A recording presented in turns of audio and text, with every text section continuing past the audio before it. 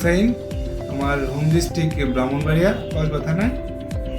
আমি ঢাকাতে জব করি, মাঝে মধ্যে অফিসিয়াল কাজে খুলনাতে আসি।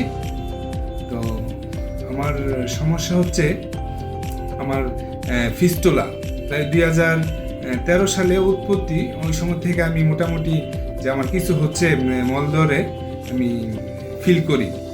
এক পর্যায়ে দেখি কি একটা বাথরুমের 4 আঙ্গুল পাশে একটা ফোড়ার মতো, তো এটা দেখলাম শক্ত শক্ত, দেখলাম একটা স্লাইনের লতের মতো বাথরুমের রাস্তায়।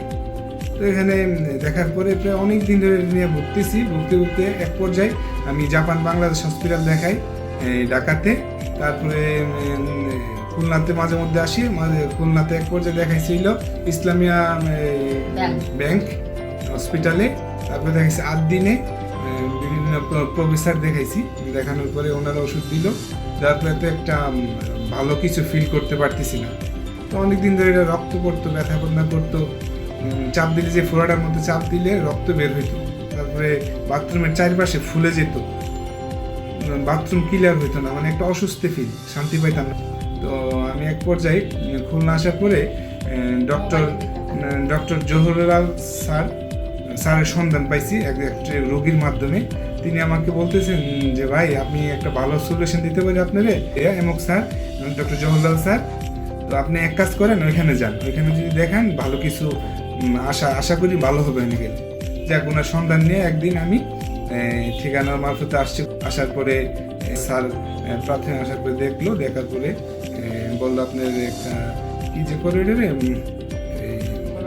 কোলোনোস্কোপি করা লাগবে। কোলোনোস্কোপি করে দেখি আর কোনো সমস্যা আছে মনে হচ্ছে। পরে স্যার আমার কোলোনোস্কোপি করার পরে ফিস্টুলাটা দেখলাম যে বাথরুমের 4 আঙ্গুল পাশে তো অনেক শক্ত, এটা অনেক পেঁচানো ছিল পিছন দিয়া, খুব পেঁচানো ছিল খুব। এইভাবে আমি তো ভয় পেয়ে গেছি।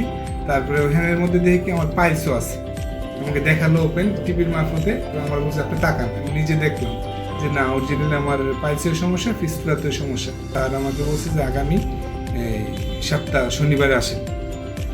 পরে আমি সব প্রিপারেশন নিয়ে আসছি। আসার পরে আমার পাইলস প্লাস ফিস্টুলা দুইটাই স্যার অপারেশন করলো। একটা পাইলস করছে হইলে আপনার লঙ্গ মেশিন দ্বারা, আর ফিস্টুলা করছে হয়েছে লেজার মেশিন দ্বারা।